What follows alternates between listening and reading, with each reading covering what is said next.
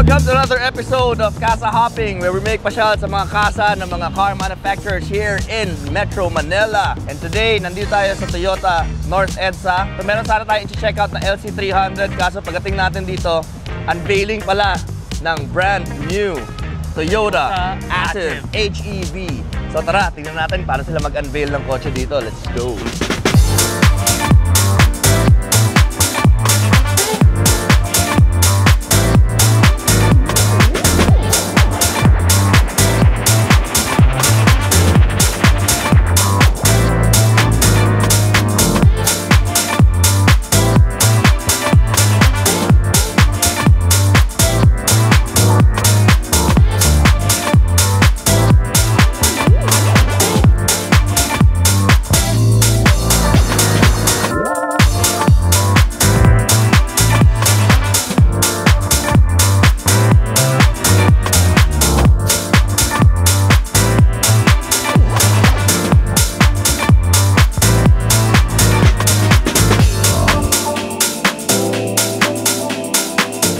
Behind us, they're talking about the hybrid vehicles. Kayo ba, what are your thoughts about the hybrid vehicles? Comment down below. Would you get a hybrid over an electric, or would you get a hybrid over an all-motor vehicle? Comment down below.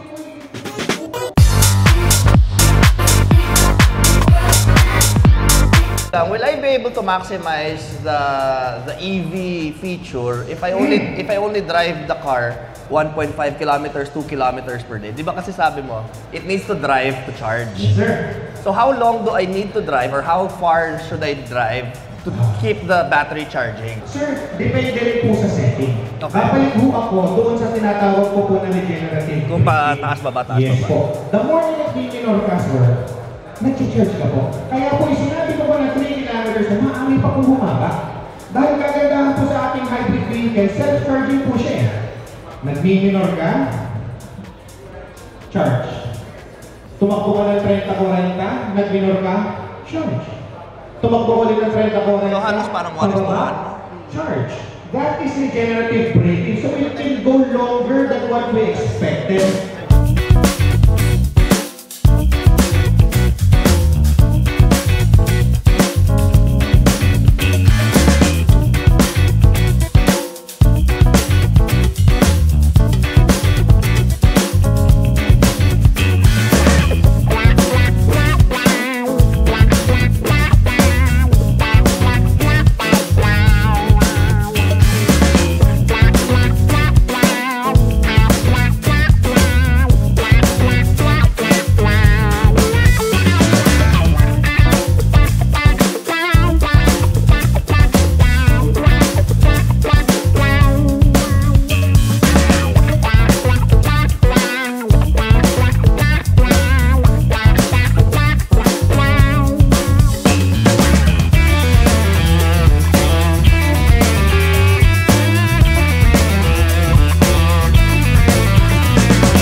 Parang Altis na parang FE.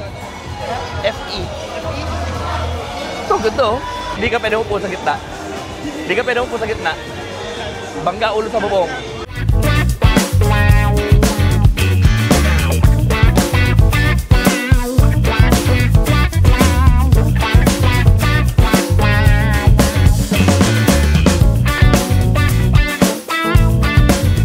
Okay guys, so there you have it. That's the new Toyota. Active naman pala. Active ka na active. Ikaw kasi, ikaw nagsabi sa akin nun eh. Active eh. So ano masasabi nyo regarding the Toyota Active? Would you buy one? Or would you get the non-hybrid version? 1.2 million, no? Pero feeling ko talaga sobrang tipid yun. Kasi unang-una, walang engine load eh. Nakita mo?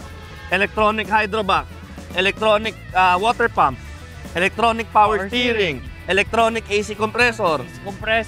Wala kang alternator. So talagang walang load yung makina. Check out the engine, wala ka makikita na serpentine belt na magde-drive na magpapaikot na iba pang pulley, kundi yung engine lang talaga. Kaya naman pala ang taas din ng horsepower for a small engine, no? 111 HP. Tapos ang sinasabi pa nila, the transmission is powered by, the car is powered by kanya-kanyang, ano yun? Wala power siyang source sa gulong. wala siyang orthodox transmission. Ang meron lang siya, power distribution. Power distribution. Parang ganon. Wala siyang convention na transmission na meron ATF, mga Oo. i-repair. Sa kanya, power distribution siya. So, wala kang maintenance transmission mo. Ang galing, no? Oo, High-tech. High-tech na talaga siya. Nakakatuwa lang. So, if you are a Grab driver or office goer, pasok na pasok ng kotse sa'yo. Oo, totoo. Kasi sa Grab, una-una, lamang mo, tipid gasolina. Pag nakatigil ka, hindi gumagamit ng gas, hindi gumagamit ng kuryente. Pag office goer ka naman, makakatipid ka sa pamasahe. Parking na lang ang problema mo. Oo. Wala ka pang coding. Hindi ka makakapag-rason sa boss mo na hindi ka nakapasok dahil coding ka. Walang rason. Walang rason.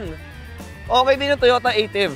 Pero, bibigyan natin ng isang in-depth review yan. Soon. Check out your next video.